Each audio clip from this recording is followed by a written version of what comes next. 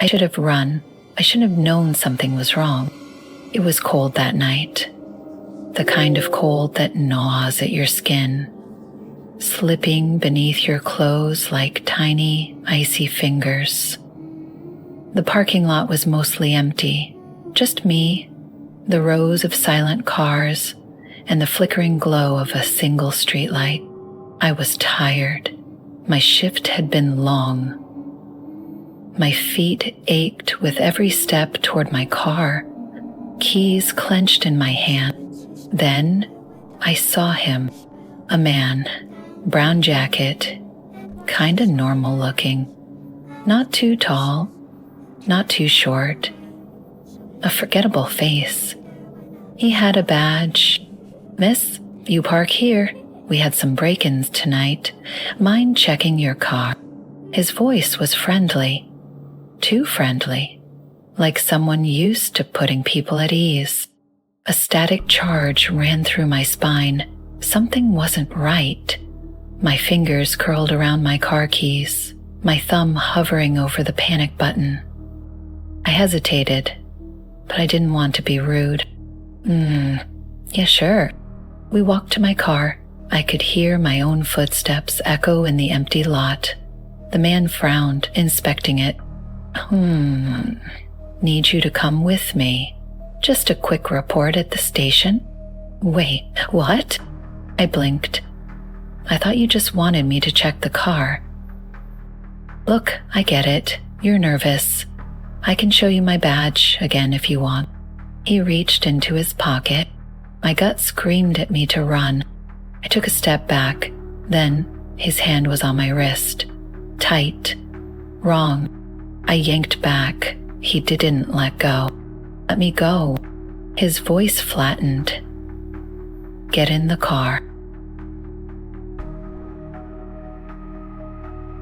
I saw it then. The gun. Small. Silver. The kind that fits in a coat pocket. Aimed at my stomach. I said, "Get in." I didn't want to die, so I got in. I stared out the window.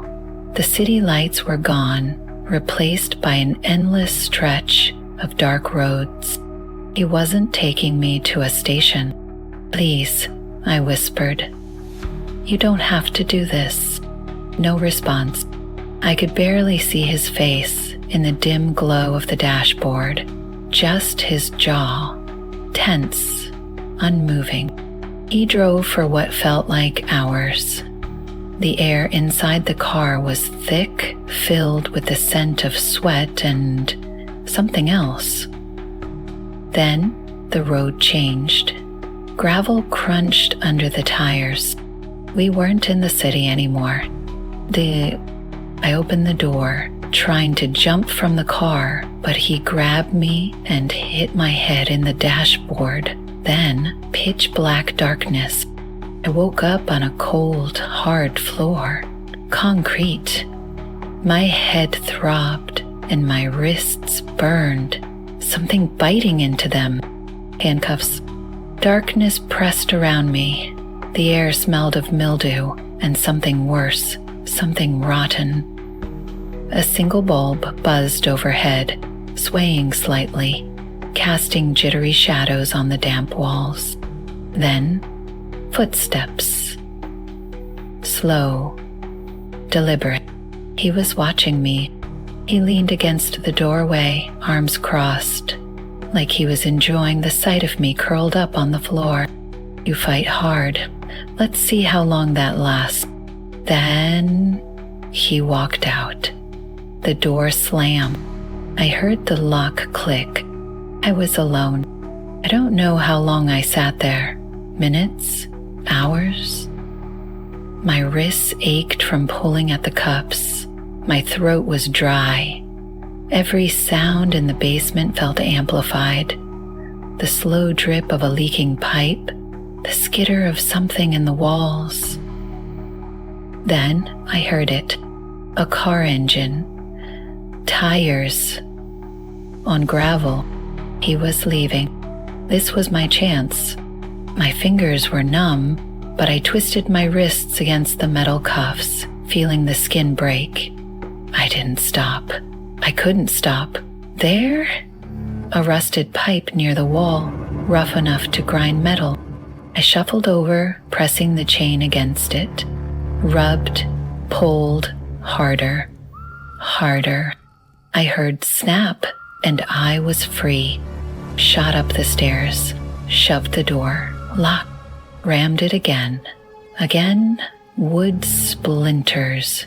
The door was sea-cracked. I was outside.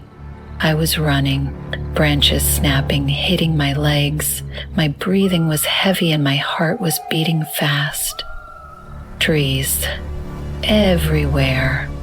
I had to keep going. Then, road. Headlights, a car. I waved, screamed. The car screeched to a stop. Jesus, miss.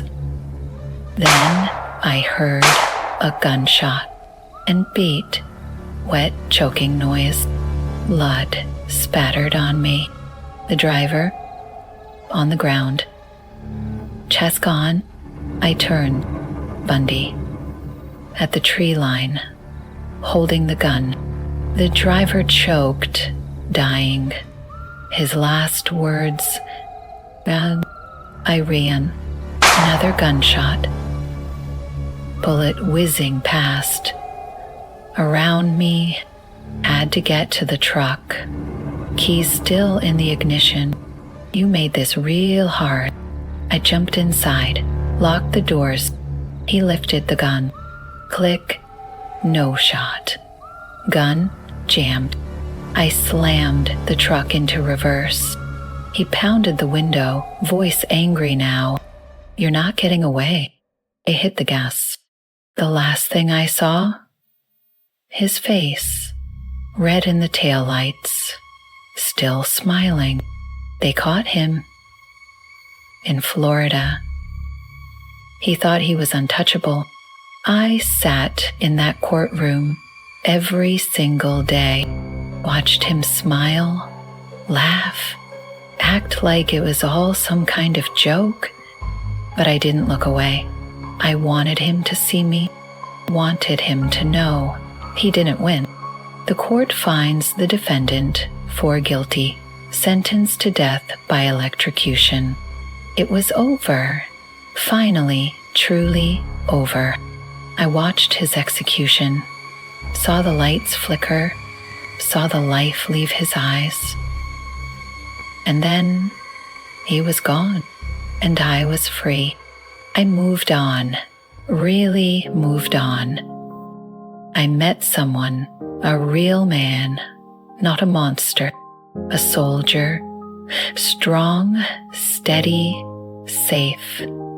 He loved me. He didn't ask about my scars. He only held me closer. We got married, had 3 boys. They ran through the house laughing, full of life. And I laughed too, because I'm not that scared girl anymore. Because the past is just that, the past. And I won. I survived. And now I live.